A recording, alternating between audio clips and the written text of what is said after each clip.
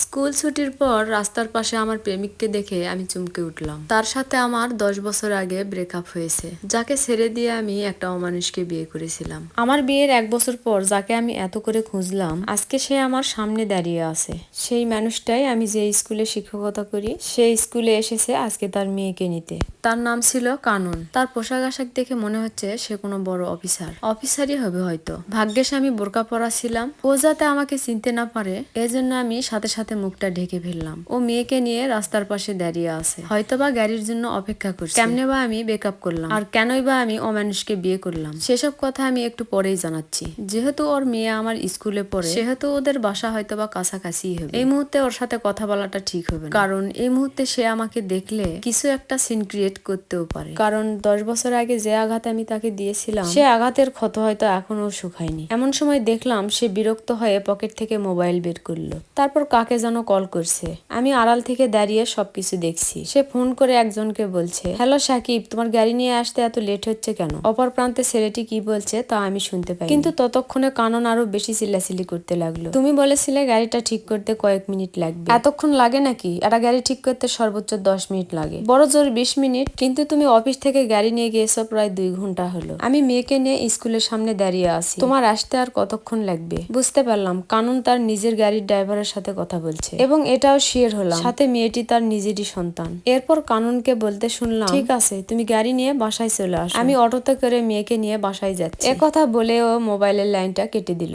আমি মনে মনে সিদ্ধান্ত নিলাম আজ ওর বাসাটা চিনিয়ে রাখবো। কিছুক্ষণ পরে দেখলাম সে একটা অটোতে সিগন্যাল দিল, এরপর সে তার মেয়েকে নিয়ে অটোতে করে চলে গেল। কিন্তু আমার তো তাকে ফলো করতে হবে, আমিও একটা অটোতে করে তার পিছন পিছন গেলাম। অটোতে উঠেই আমার মনে পড়তে লাগলো সেই 10 বছর আগেকার কথা। 10 বছর আগে আমি কাননকে একটা রেস্টুরেন্টে ডেকে এনেছিলাম। আমার আসার আগেই কানন এসে বসে আছে। আমার আসতে লেট হওয়ার কারণে কানন বলল, 1 ঘন্টা ধরে তোমার জন্য অপেক্ষা করছি, আমাকে আসতে বলে তুমি এত লেট করলে কেন? আমি বললাম, আমি তো তোমার মতো বেকার নই। আমার কথা শুনে কানন তখন হেসে দিল আর বলল, এই ম্যাডাম, আপনিও কোনো কাজ কাম করেন না, শুধু লেখাপড়া করেন। আমি বললাম, সেটাও একটা কর্ম, কিন্তু তুমি লেখাপড়া শেষ করেও এখনো কোনো কাজকর্ম করতে পারছো না, তুমি তো অকর্মা। কানন বলল, তোমার সাথে প্রেম করছি, এটাই তো একটা কর্ম। এরপর আমি বললাম, দেখো কানন, আমি তোমাকে সিরিয়াস একটা কথা বলবো, এই জন্য এখানে তোমাকে ডেকে এনেছি, তোমার সাথে আনন্দ ফুর্তি করার জন্য না। কানন বলল, আচ্ছা ঠিক আছে, আমি এখন সিরিয়াস, তুমি তোমার কথাগুলো বলো।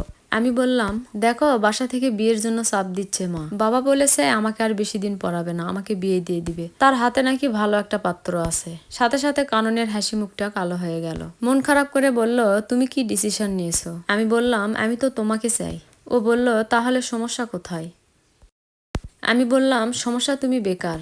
আমার কথা শুনে সে চুপ হয়ে গেল, কারণ বেকারত্বের অভিশাপ তাকে কয়েক বছর ধরে ভোগাচ্ছে। ও বলল, তুমি তোমার বাড়িতে আমার কথা একবার বলো না, তোমার বাবা চাইলে যে কোনো একটা চাকরি ধরিয়ে দিতে পারে আমাকে, ওনারা কি আমাকে নিয়ে ঠেকাই পড়েছে? তোমার মতো একটা বেকার ছেলের হাতে আমাকে তুলে দিবে, আবার চাকরিও জুগিয়ে দিবে। তার সেদিনের জোরাজুরিতে বাসায় এসে আমি মাকে বলেছিলাম, মা একটা কথা বলবো। মা তখন আমার রুম ঝাড়ু দিচ্ছিল। মা বলল, কি কথা বল? আমি বললাম, আমি একটা ছেলেকে ভালোবাসি। তারপর মা আমার সামনে এসে বলল, যে কথা বলেছিস সে কথা আর কোনোদিন মুখেও আনবি না, তোর বাবা শুনলে তোকে আর আমাকে কেটে বুড়িগঙ্গা নদীর পানিতে ভাসিয়ে দিবে। তখন আমি বললাম, মা তুমি চেষ্টা করলে পারবে, আমি তো তোমাদের একমাত্র সন্তান, আমার চাওয়া পাওয়ার কি কোনো মূল্য নেই তোমাদের কাছে? মা বলল, ছেলেটা কি করে? আমি বললাম, কিছুই করে না মা। মা তখন অবাক হয়ে গেল, ও অনেক ব্রিলিয়ান্ট স্টুডেন্ট, মা অনেক ভালো চাকরি পেয়ে যাবে। একে তো প্রেম করিস, তা আবার ছেলেটা বেকার, কথা শুনলে মনে হয় না তোর বাবা রাজি হবে। আমি বললাম, তুমি তো আগে বাবাকে বলিয়ে দেখো। মা বলল, আচ্ছা দেখি। খাওয়া দাওয়া শেষ করে বাবা যখন খাটে বসেছিল, তখন মা গিয়ে বাবাকে বলল,